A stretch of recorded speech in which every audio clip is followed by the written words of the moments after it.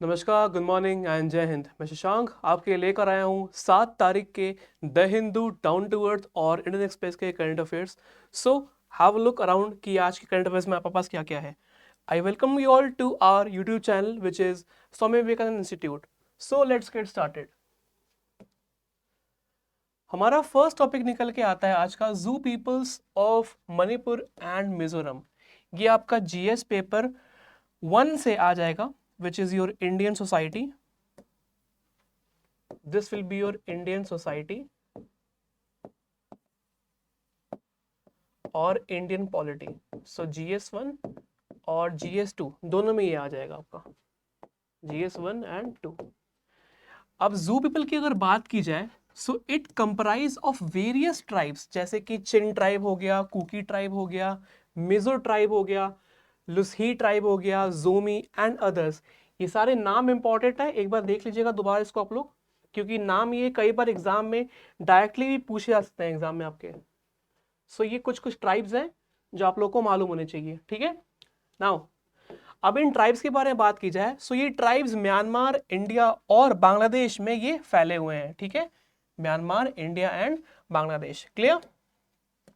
इसी के साथ साथ ये जो ट्राइब्स हैं ये शेयर करते हैं एक कॉमन हिस्ट्री, जैसे कि आपका ये चिन ट्राइब हो गया, कुकी ट्राइब कहाँ पे है आपका, ये म्यांमार में है, ठीक है। ये भी न्यूज़ में भी था कुछ दिनों पहले, क्योंकि वहाँ पे कुकी ट्राइब और मेती ट्राइब के बीच में जो कॉन्फ्लिक्ट रहा है वो आज भी यहाँ पे बरकरार रहा है, ठीक है, clear. Now the tribes share a common history, जैसे कि माइग्रेशन हो गया, ठीक है, सेटलमेंट हो गया in different regions and they are connected by a Christian faith. So ये जितने भी ट्राइब्स हैं they have a Christian believe and the Christian faith. इतना क्लियर है। अगर मैं मूवमेंट की बात करूं, सो जो जू पीपल हैं मणिपुर के और मिजोरम के, इनके बीच में रीयूनिफिकेशन हुआ है। मतलब कि जो पीपल हैं of Mizoram, they face political challenges in terms of carving out the areas from Manipur, Tripura and neighbouring countries with the for integration with Mizoram. क्या मतलब हुआ इसका? मतलब ये हुआ कि जो भी पीपल हैं यहाँ पे आपके मिजोरम के, वो बहुत ज़्यादा चैलेंज फेस कर रहे हैं इन टर्म्स ऑफ रीयूनिफिकेशन। मतलब कि जो भी इनके ट्राइबल पीपल हैं वो मिजोरम में नहीं बल्कि आसपास के एरिया, जैसे कि त्रिपुरा हो गया, फिर मिजोरम हो गया, ठीक है, फिर बांग्लादेश हो गया, इन सब रीजन्स में भी ये फैले हुए हैं। सो मिजोरम का कहना ये है कि यहाँ पे मूवमेंट फॉर जो रीयूनिफिकेशन की बात चल रही है, कि जो पीपल के जो ट्राइब के जो लोग हैं उनको वापस से मिजोरम में लाया जाए, और भी जो जो जहां जहां है वो सब वापस आ जाए, ठीक है। सो क्वेश्चन में आ सकता है कि कौन सा ट्राइब कहां पे है। सो ये इंपॉर्टेंट है। यहां से आगे देखते हैं, टेक अ स्क्रीनशॉट या एक बार इसको आप नोट कर लीजिएगा। नोटेड। Now TeleMANAS chatbot. अब इंडिया ने अपना सबसे पहला चैटबॉट बनाया है, which is TeleMANAS chatbot. So TeleMANAS chatbot को डिजाइन ही किया गया है to engage with people in stress, ठीक है। सो बेसिकली ये आपका हेल्थ सेक्टर में ये जो चैटबॉट है वो यूज होगा। ये आपका GS paper 3 science and tech and health के में भी आ जाएगा। और ये लॉन्च कहाँ हुआ? सो ये हमारे जम्मू एंड कश्मीर के रीजन में हुआ है। ये इनिशिएटिव जो है ये एम करता है to provide a round the clock access, मतलब कि हर एक कोने का एक्सेस मिलेगा इसको in terms of health care, ठीक है। जैसे कि क्लिनिकल साइकोलॉजिस्ट्स एंड काउंसलेंस। और ये जो लॉन्च है ये हुआ during the Jammu and Kashmir health care conclave on mental health and non communicable diseases. So ये सेमिनार हुआ था जहां पे कि टेलीमानस चैटबॉट को यहाँ पे इंट्रोड्यूस करवाया गया, क्लियर। नाउ ये जो चीज है this falls under the ministry of health and family welfare. So जो टेलीमानस है वो बेसिकली एक 2 टायर सिस्टम है। यहाँ पे जो हेल्थ सिस्टम होगा ये 2 लेवल में होगा, लेवल 1 एंड लेवल 2। अगर टायर 1 की बात की जाए, so it will comprise state Tele MANAS cells which will include trained counselors and mental health specialists। Clear?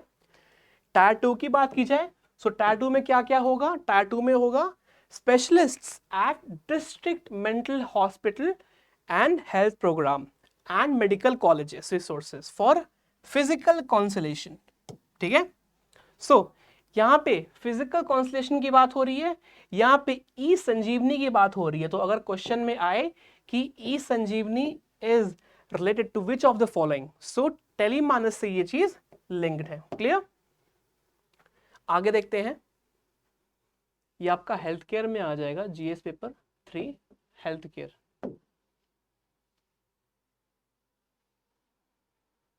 आगे देखते हैं,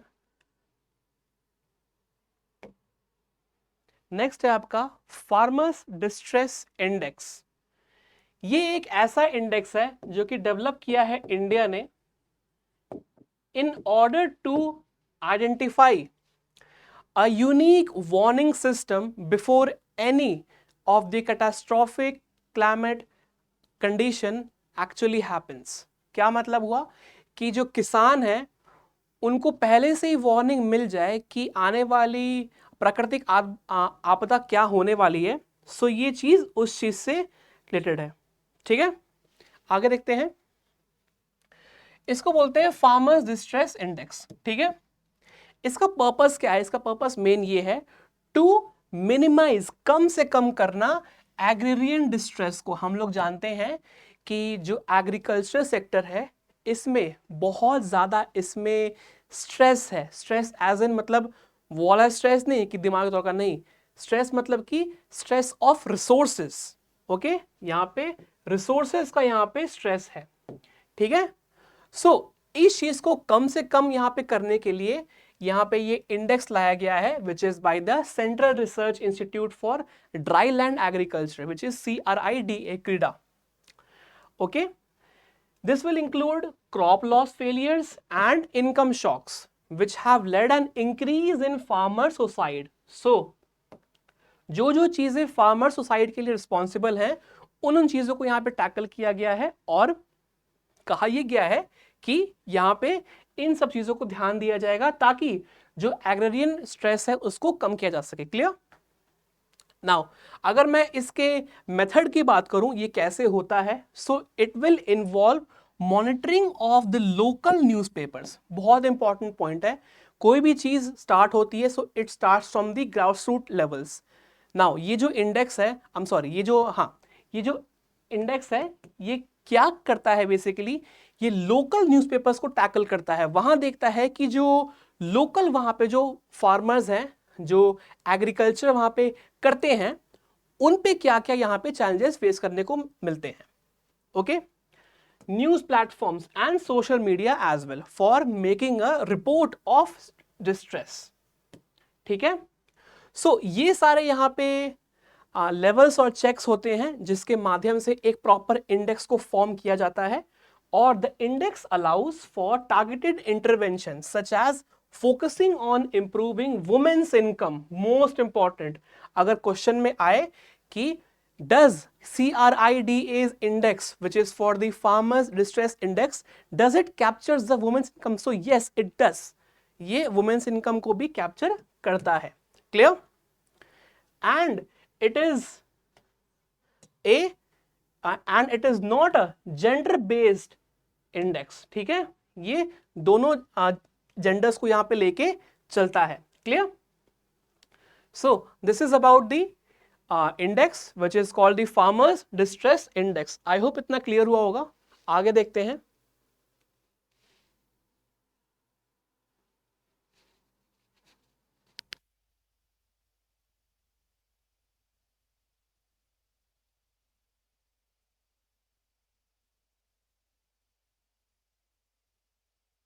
नेक्स्ट देखते हैं, ग्राउंड वाटर की बात हो रही है यहां पे। So ground water springs to release methane in the Arctic region. अब यहां पे आपका जीएस पेपर 3 एनवायरमेंट से क्वेश्चन आता है ये GS3 एनवायरमेंट।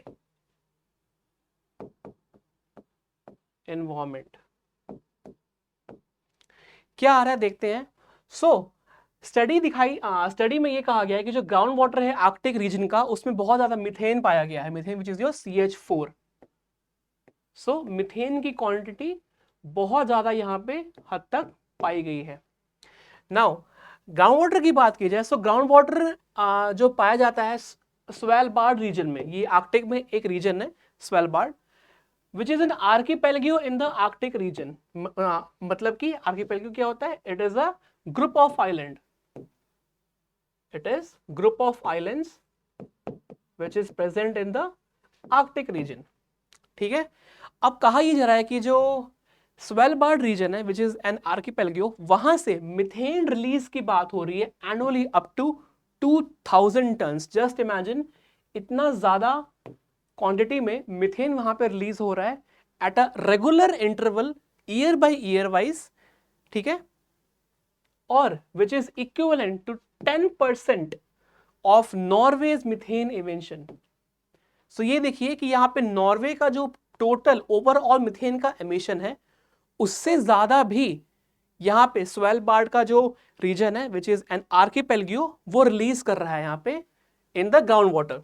ठीक है, नाउ अगर मैं बात करूं मिथेन की, so presence of methane near shed rocks suggests a geologic or thermogeonic source of gas that moves upward through the fractures in the rocks and accumulates beneath the glaciers।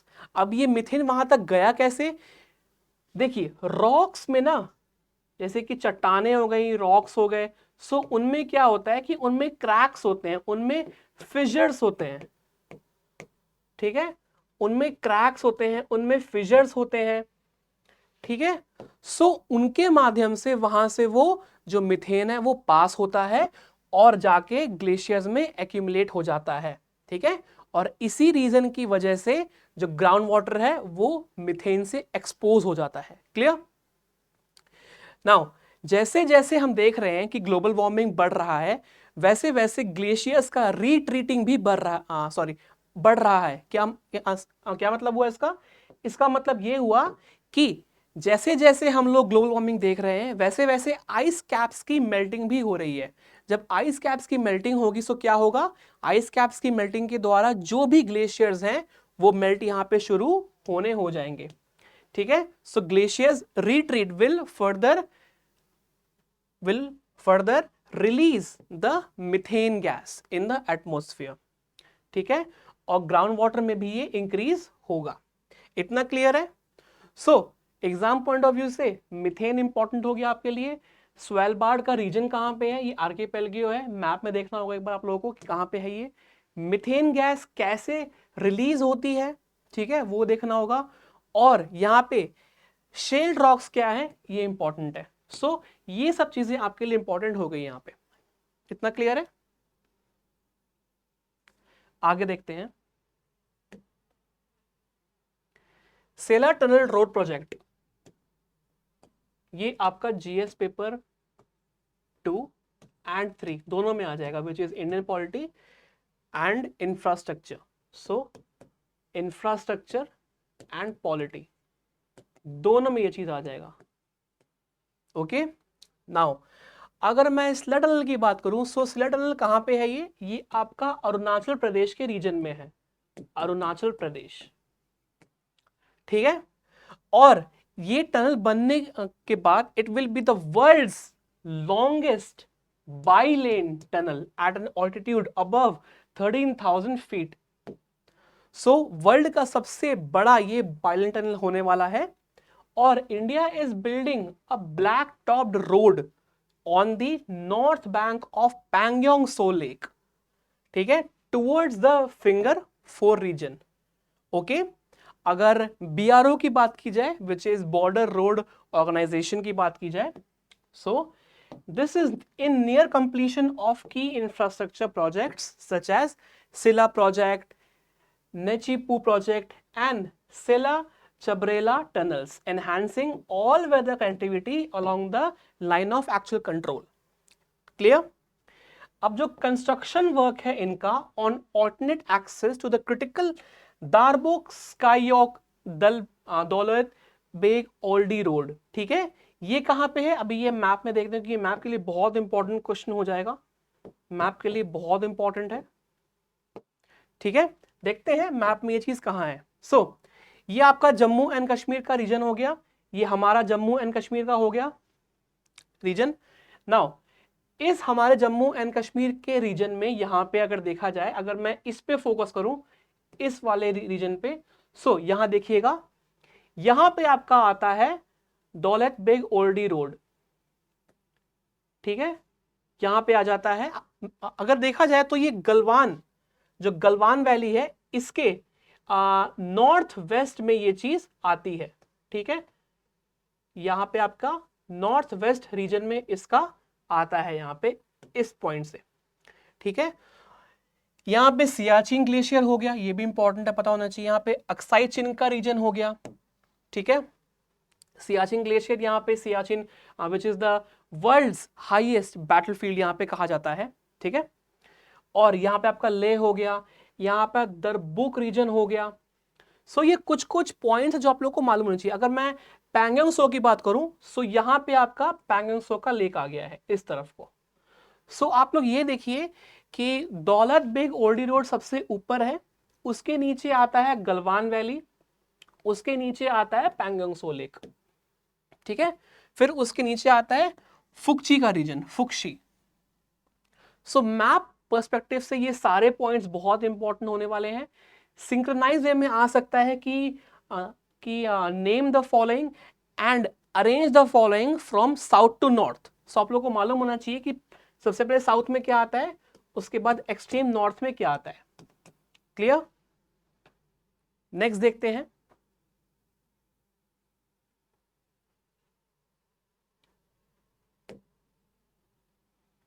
Next is about Pangong so lake. अब because Pangong so news में है, सो ये lake आपकी important हो गई है। This will be your GS3 science and tech and infrastructure. So अगर पैंगोंग सो की बात की जाए, so this is a lake which is 135 kilometres long and it is a landlocked lake. ये लैंडलॉक लेक है, most important, which is situated at an altitude of over 14,000 feet from the sea level. Okay, the lake, which is a Pangong Tso lake, it is a glacial melt lake and it has a mountain spurs of Changchenmo range. Most important, कौन सी range? Changchenmo range से इसका जो fresh water है वो निकल के आता है। Clear? Referred to as Fingers. It is one of the highest altitudes lakes. ये वर्ल्ड की सबसे हाईएस्ट ऑल्टीट्यूड की यहाँ पे लेक होती है।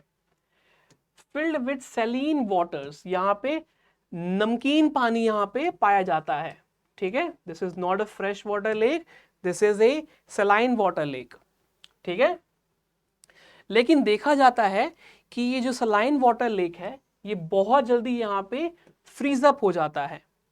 और इसी के साथ साथ the brackish water of this region has very low micro vegetation.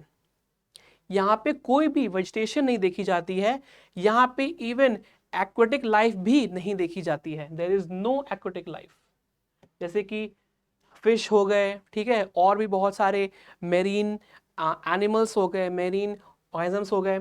So except for crustaceans during winters are found. So सिर्फ ये यहाँ पे पाए जाते हैं, बाकी यहाँ पे फिशेस बिल्कुल भी नहीं पाई जाती हैं, और ये भी सिर्फ विंटर में पाया जाता है, ठीक है। नाउ अगर पैंगोंग सो की बात की जाए, so this is a popular for its changing colour, जैसे कि it changes its colour from shades of blue to green to red. So ये इसकी खासियत है कि it will keep on changing the colour. Clear? आगे देखते हैं। अगर इसके लोकेशन की बात की जाए, सो जो पैंगोंग सो लेक है, it is located in the eastern Ladakh. Map पे ध्यान दीजिएगा, ये हमारा जम्मू एंड कश्मीर का रीजन हो गया, ठीक है।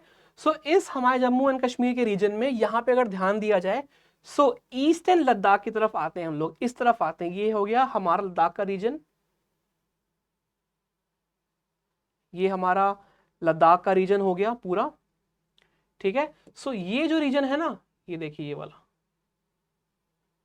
ये पूरा, ठीक है। सो ये लद्दाख हो गया पूरा हम लोग का, ठीक है।